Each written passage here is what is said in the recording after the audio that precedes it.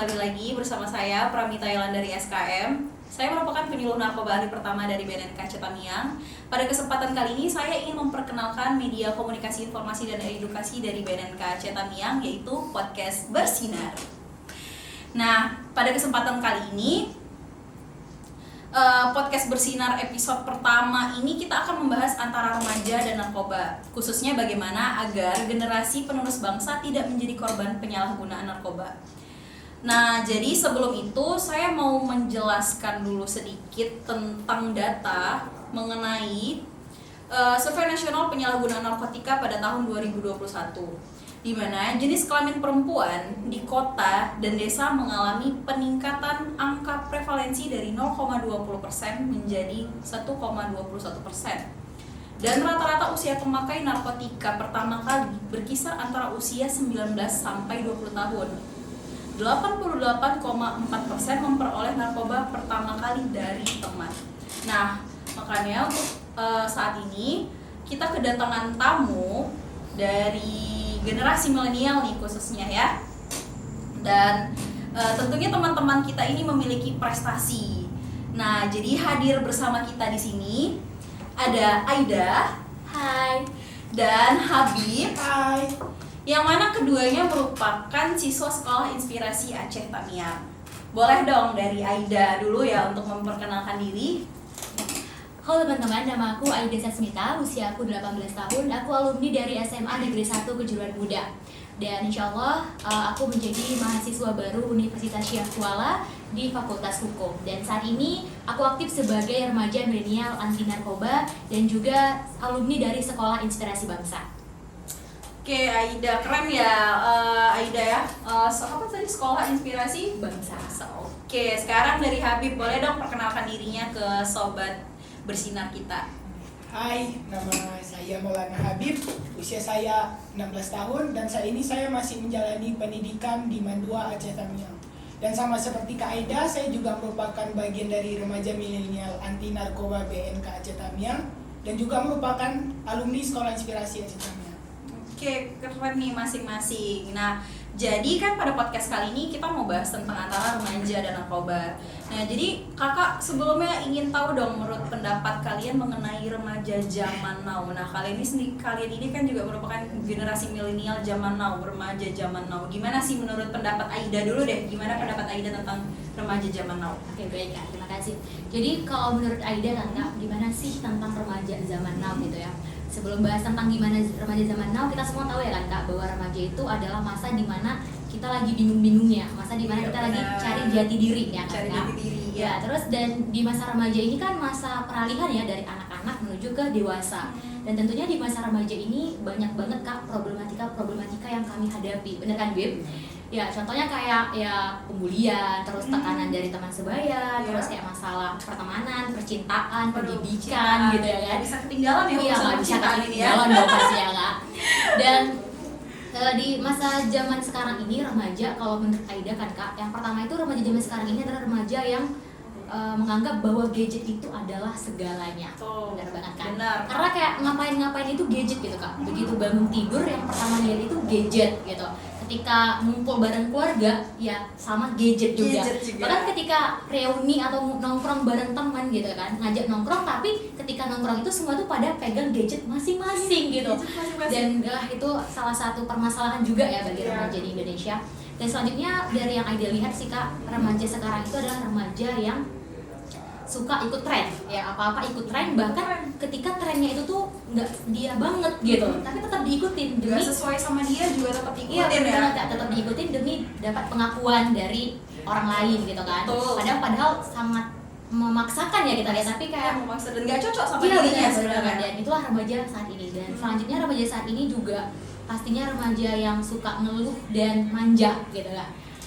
Ya, suka ngeluh dan manja. Iya, karena kenapa Aida bilang mereka remaja zaman sekarang itu suka ngeluh dan manja? Karena bisa kita lihat kadang untuk pesan makan aja Kak, remaja zaman sekarang itu nggak mau makan aja, remaja sekarang itu nggak mau masak gitu, mereka maunya yang instan gitu, tinggal pesan. Terus Gojek, iya, Gojek, GoFood. Kalau di Tamiang ada apa namanya? Wade ya kan, Ada Wade ya. jadi pakai Wak Wade. delivery ya. Terus kalau mau baju atau apapun ya tinggal pesan juga kan di Ada Shopee gitu ya, ya. Tokopedia dan Terus lain-lain. kayak mereka padahal tuh nggak ada kerja apa-apa remaja zaman sekarang, tapi kayak ngeluh aja gitu, kayak capek, kayak gampang capek. oh iya gampang capek gitu Generasi kan. yang Iya. gampang capek ya. Padahal kan kalau kita lihat-lihat ya generasi 70-80-an ya jauh lebih capek Iya. gitu kan ya kan. Ada juga yang aduh capek jadi pengen nikah nih. Iya, gitu ya. benar banget. Gara-gara Iya. capek jadi pengen nikah ya. Kayaknya itu sih. Banyak ya. Oh, di TikTok banyak. Ini Iya, salah benar. satu remaja yang suka gadget nih tadi Gadget ya, nih, ya. media sosial yang nggak bisa Tahu lepas yang dari gadgetnya. yang nggak bisa lepas dari media sosial ya. Kayaknya itu sih Kak, menurut ada gambaran secara keseluruhan gimana remaja saat ini gitu. Itu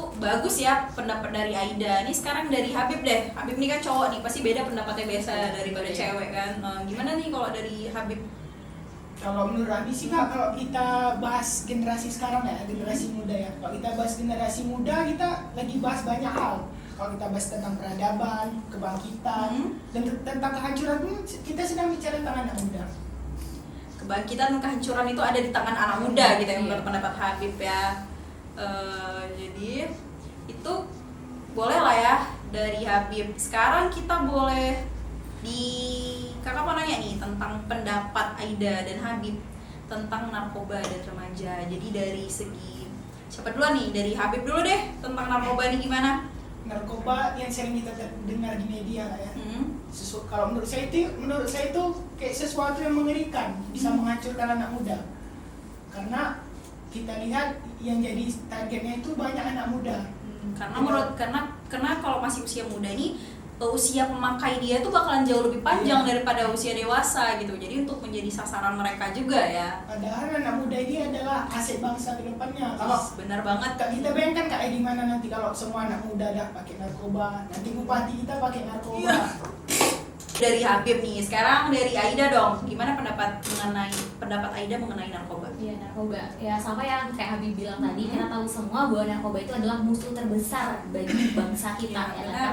Karena sebagian besar pemicu kehancuran negara kita itu ya karena narkoba gitu. Karena yang diserang sama narkoba ini juga yang utamanya adalah remaja, pemuda gitu ya. Dimana kita tahu bangsa ini tuh maju enggaknya itu tergantung sama pemudanya, ya kan. Jadi ketika pemuda-pemuda kita udah kena penyalahgunaan narkoba, otomatis ya siapa lagi nih yang bakal bangun Indonesia gitu kan. Jadi emang bahaya banget sih Kak, kalau nggak kita tangani dari sekarang, maka ya siap-siap lah Indonesia bakalan hancur karena narkoba gitu. Benar. Jadi ini bukan dari penyuluh narkobanya lagi yang ngomong nih, bahkan ini dari remajanya sendiri juga menyadari bahwasannya narkoba itu adalah salah satu musuh terbesar dari negara.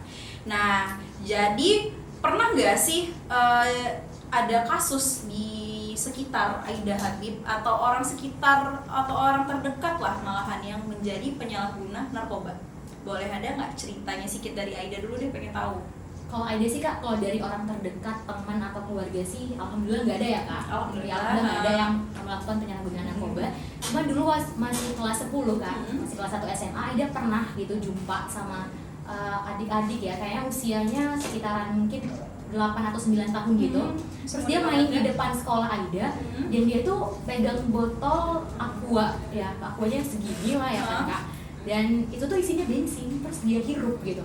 Dihirup gitu. Dan sedihnya lagi itu Kak, orang tuanya itu lihat gitu, dia ngelakuin itu di depan orang tuanya. Dia kayak ya speechless lah kan, kayak lah kenapa kok bisa gini gitu, kok dibiarin. Iya, mungkin orang tua yang nggak tahu itu berbahaya atau gimana, mungkin sekedar kayak cuma bensin kan, anaknya suka aja menghirup karena aroma ya. Kurang pengetahuan dari orang tua juga bisa jadi. Kurang edukasi untuk orang tuanya gitu. Karena kalau ke anak-anak mungkin bukan dilarang ke anak-anak itu jangan pakai narkoba, tapi lebih mengedukasi gimana orang tuanya agar anaknya ini nggak sampai terjerumus nih gitu. Mereka belum tahu, mungkin mereka berpikir narkoba itu hanya seperti kayak kita tahu ganja. Iya, tapi belum tahu ada seperti sebenarnya lem juga menyebabkan zat adiktif, kan ada lain-lainnya gitu ya. Boleh deh. Sekarang kalau dari Habib, pernah nggak ada kasus orang terdekat atau orang sekitar yang menjadi penyalahguna narkoba? Kalau dari Habib ada sih. Ada. Gimana tuh ceritanya? Boleh dong diceritain, berbagi cerita sama sobat bersinar kita. Pertama kejar gitu Kak, ada orang maksudnya dekat sama kita, tapi udah makin narkoba gitu. Kira saya nggak mungkin gitu, kok bisa dia kayak gitu. Sedih ya gitu kita melihat bahkan orang sekitar kita juga menjadi penyalahguna narkoba, karena kita sendiri juga tahu nih bahaya ini gimana gitu kan, bisa merusak saraf, bisa merusak kondisi fisik, bahkan kalau kita lihat kayaknya kalau orang yang pakai narkoba itu jadi lebih jelek ya, gak good looking ya, makanya juga kadang kita heran gimana sih hubungan antara keren dengan pakai narkoba gitu, keren dengan pakai sabu, keren dengan merokok gitu ya. Remaja butuh pengakuan. Iya, butuh pengakuan biar dibilang keren tadi ya antara teman sebaya. Jadi memang kuat ya untuk teman sebaya ini untuk mempengaruhi antara teman-teman gitu ya. Jadi segitu kuatnya lah pengaruh dari teman sebaya. Nah, jadi kan tadi udah dijelasin nih tentang orang sekitar juga pendapat. Jadi terasa sedih, tadi terasa juga aduh sayang banget nih kalau mereka harus makai.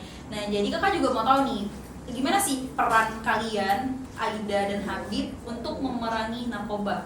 Jadi dari Habib dulu deh, kakak mau tahu dari Habib. Kalau Habib sih lebih untuk memperbaiki diri sendiri dulu, memperbaiki diri sendiri dulu supaya menjadi contoh. Kan nggak mungkin kita jadi contoh tapi kita nggak baik gitu. Iya, kita bilangin orang tapi kita sendiri belum baik ya Nanti gitu. orang bilang ya dia kayak gitu juga, sosok nasihatin, sok suci ya, suci, keren suci, aku penuh dosa gitu ya. Kayak kalau dari Aida gimana Ya ya? kak, bener banget kalau Habib. Jadi peran remaja milenial anti narkoba ini kak sebenarnya untuk memerangi narkoba itu ada dua. Yang pertama kesadaran dari dalam diri sendiri dulu, sadar bahwa narkoba itu yang bisa menghancurkan masa depan, narkoba itu sangat berbahaya. Dan yang kedua itu adalah berperan aktif dalam mengkampanyekan anti narkoba kak. Jadi kami juga remaja milenial anti narkoba bersama dengan Sekolah Inspirasi itu ada buat konten-konten gitu kak, konten TikTok, terus juga pernah buat film pendek ya Habib ya, buat film pendek. Oh iya, kemarin pernah lihat. Oh bisa nih nanti kita lihat ya di channel YouTube Oke, ya. bisa. Di Jangan channel lupa subscribe Sekolah Inspirasi apa? Ya apa Sekolah Inspirasi Aceh Tamiang? Iya. Buka aja di YouTube. Nanti kita pampirkan linknya di kolom deskripsi atau Pokoknya keren banget guys filmnya. harus dilihat, Harus dilihat, benar banget. wajib ya karena keren banget. Iya. Kakak juga udah ngakuin itu pasti keren. Iya.